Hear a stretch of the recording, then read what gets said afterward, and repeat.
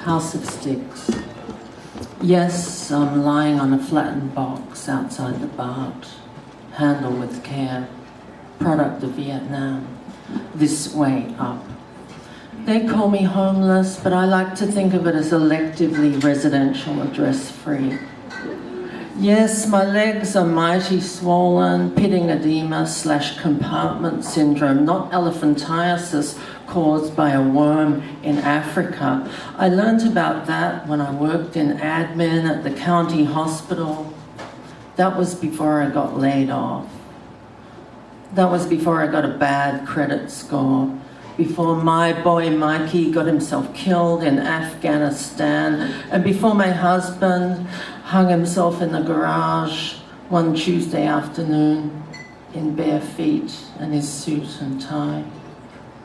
One minute I'm working at county hospital, the next I'm a patient on a gurney, the dirty lady in curtain 7. I can't afford any shame. I built myself up on a scaffolding of grade score average and credit rating illusion, but those stats don't mean jack. Those stats are cotton candy sitting on top of a house of sticks. Pull one out at the bottom and the whole damn thing comes tumbling down. House of sticks, house of sticks. The whole damn thing's just a house of sticks. I don't need your pity. You can put it back in your organic cotton backpack, honey. I've busted out of this house of sticks. I'm gonna spread my wings and take off and soar over the city, shit over Nob Hill, float out to Marin County on warm undercurrents. I'm gonna be free as a fucking bird.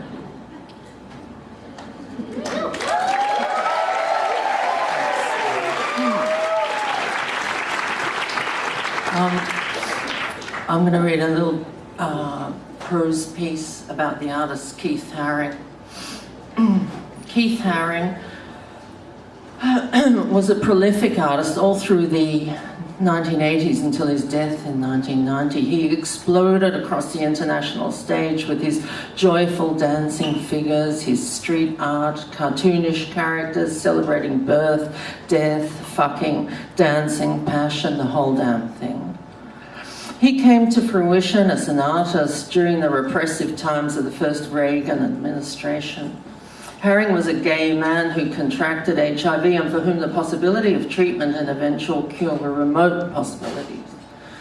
His president refused to mention the word AIDS in the initial years of the pandemic, while thousands of gay men were dying of AIDS in horrific circumstances, shunned by the medical system and feared by society at large, dying in squalor, often rejected by their own families and looked after by other sick gay men and a number of intrepid lesbian women who were not afraid to roll up their sleeves, and other straight women whose compassion outruled their fear and who often said to themselves, if I'm going to die doing this, so be it.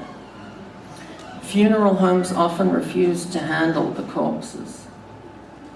While Ronald and First Lady Nancy entertained foreign heads of state at opulent White House dinners, Nancy resplendent in $10,000 Oscar de la Renta gowns, gay men were subsisting on cans of beans and dying alone like flies. Haring was ridiculously prolific, pouring out massive canvases and sculptures, doing murals and installations at a rate of knots, feeling immense pressure that his time was short, knowing that as a man in his 20s, he wouldn't live long past 30. In times of oppression, great art is made. Artists and writers are barometers of our times, responding and expressing in reaction to what is going on in the world around us. We often define and explain certain eras in political and social human history by the visual art and literature we leave behind us. It is not enough to know that during the dark days ahead, great art will be made, but it is something. It is not enough to know that we artists will roll up our sleeves and art harder, but it is something.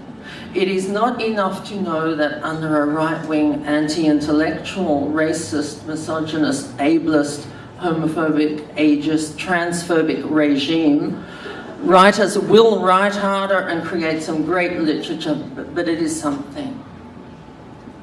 As a member of the writing community, I know that it is often hard enough to keep our heads afloat in these unwriterly times. That doing the immense amount of hard work required to create something publishable and valued and dealing with the unrelenting rejection seems often overwhelming. I know that there are hard times ahead for writers, that we will be rolling up our sleeves and writing harder. Great suffering and great repression are ahead, and great writing.